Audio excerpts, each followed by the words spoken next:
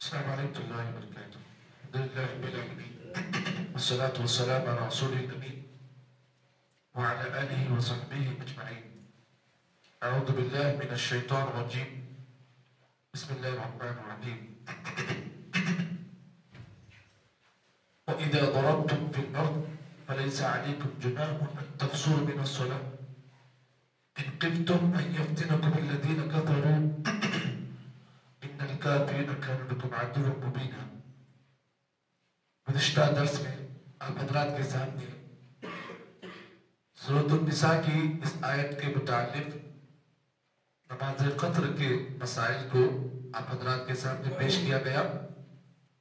گزشتہ کل کے درس میں آپ حضرات نے قصر کے احکام کے سلسلے میں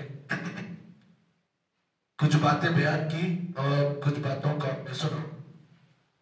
انشاءاللہ آج کے درس میں ہم اور آپ اس مسئلے کو غور سے سنیں گے، جس مسئلے میں یہ بات بڑی مشہور ہے کہ ایک مسافر ہے اور اس نے اپنے ملک سے اپنے مقام سے سفر کیا دوسرے ملک کی طرف، ایک شہر سے دوسرے شہر کی طرف سفر کیا. اب وہ آدمی شک میں ہے کہ میرا کام آج بنے گا یا کل بنے گا یا پرسوں بنے گا، تردد کے شکار میں آدمی ہے. تو ایسا آدمی کیا کرے گا؟ وہ کتنے دن تک قصر کرے گا؟ اس کی مدت کب تک قصر کرنے کی ہوگی؟ یہ مسئلہ. دوسرا مسئلہ، ایک آدمی ایسا ہے کہ یہاں سے اپنے شہر سے نکلا دوسرے شہر کی طرف کاروبار کے سلسلے میں، اور اسے یہ بات معلوم ہے کہ میرا یہ کام اتنے دن میں بن جائے گا. تو وہ آدمی 3 یا 4 دن کی جو مدت ہے، آدمی کو معلوم ہے کہ میں یہ کام کو جا رہا ہوں، میرا یہ کام اتنے دن میں ہو جائے گا، اسے پکا یقین ہے. تو وہ آدمی کیا کرے گا؟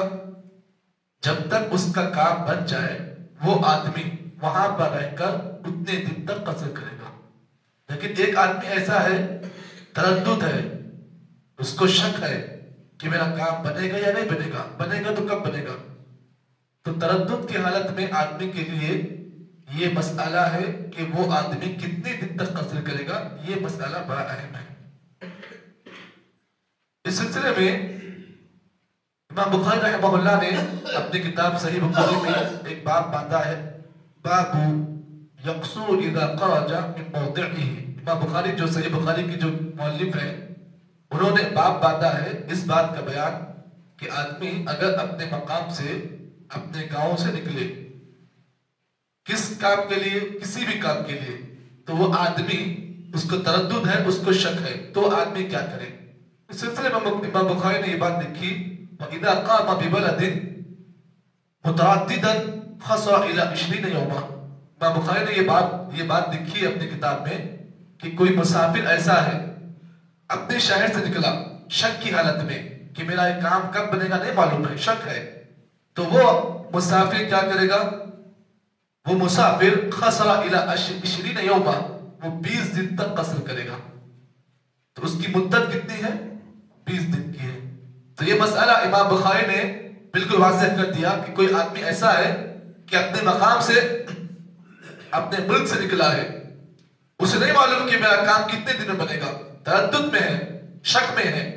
تو امام بخاری نے کہا خَصَرَ 20 يَوْمًا، تو وہ آدمی کے لیے کم از کم مدت، یعنی اس کی آخری جو مدت ہے 20 يَوْمًا، وہ 20 دن کی مدت ہے. اس سلسلے میں امام بخاری رحمہ اللہ نے اللہ کے نبی صلی اللہ علیہ وسلم کی وہ حدیث بیان کی جس کے راوی حضرت عبداللہ بن عباس ہیں، اور اس حدیث کو امام ابو داؤد نے اپنی کتاب سنن ابو داؤد میں روایت کیا، اور شیخ البانی جو ناصر الدین البانی ہیں، جو بڑے محدث گزرے ہیں، انہوں نے اس حدیث کو صحیح کہا ہے.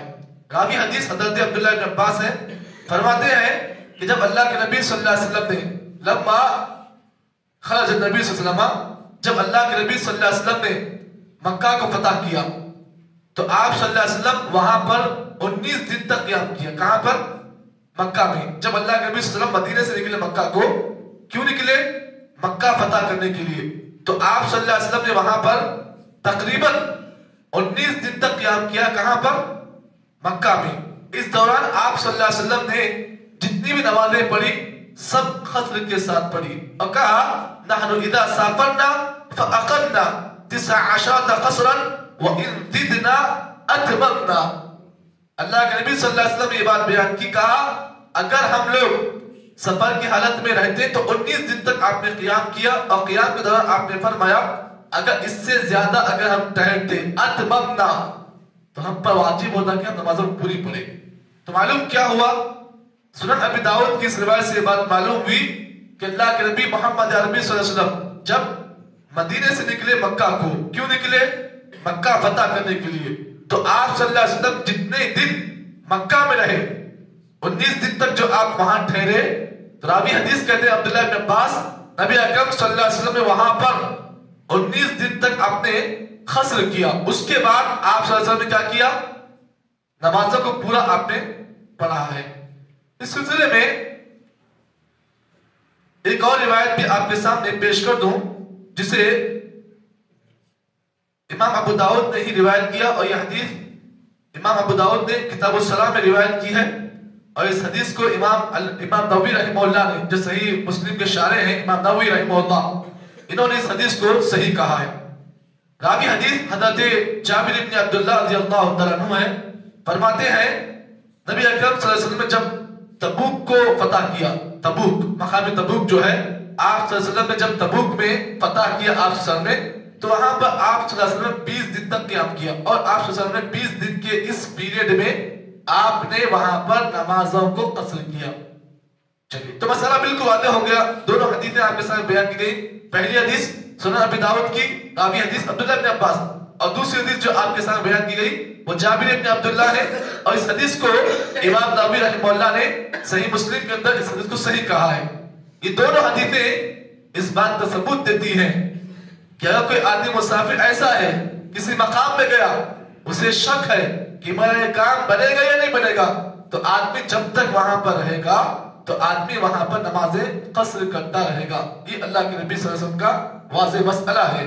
اب کوئی آدمی ایسا ہے جو کسی مقام پر گیا، یہاں سے اب جو ہے حیدرآباد کو گیا، یہاں سے بامبے گیا، اس کو معلوم ہے کہ میرا کام اتنے دن میں بنے گا، تو آدمی کیا کرے گا؟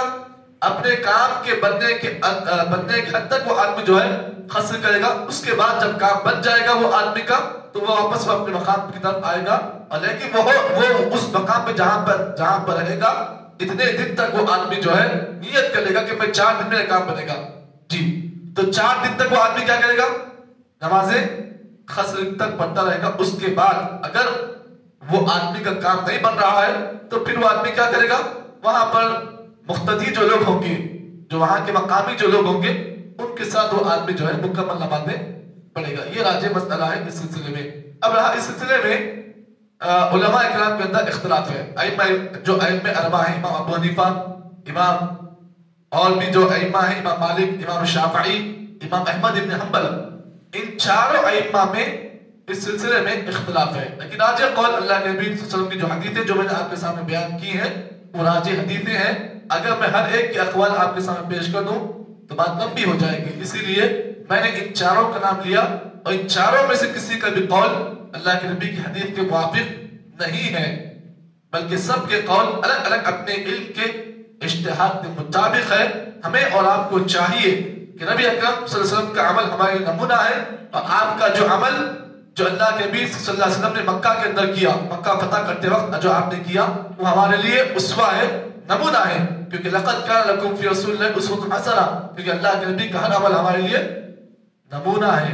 تو ہمیں اور آپ کو چاہیے کہ اللہ کے نبی صلی اللہ علیہ وسلم کا بتایا ہوا عمل وہی ہمارے لیے قابل حجت ہے.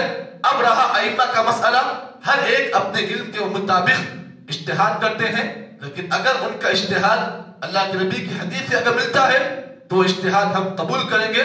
اگر ان میں سے کسی کا اجتہاد اللہ کے نبی کی حدیث سے ٹکراتا ہے تو پھر ہم بھی وہی بات کہیں گے جو سلف صالحین نے کہا. یہی بات امام مالک نے کہا، اگر میری کوئی بات اللہ کے نبی کی حدیث سے ٹکراتی ہے تو تم میری بات کو جو ہے دیوار پر دے مارو. یہ تمام اقوال ائمہ اربعہ کے ہیں. تو ہمیں اور آپ کو چاہیے اس مسئلے میں اللہ کے نبی کا جو وعدے جو عمل آیا ہے وہ ہمارے لیے اسوہ ہے. اللہ سے دعا کریں کہ اللہ تعالیٰ مجھے اور آپ کو جتنی باتیں اس مسئلے کے تحت بیان کی گئی ہیں اللہ تعالیٰ صحیح مسئلے کے مطابق ہم تمام کو عمل توفیق عطا فرمائے. سبحان اللہ بحمدہ سبحانک اللہم وبحمدک نشہد ان لا الہ الا انت نستغفرک ونتوب الیک.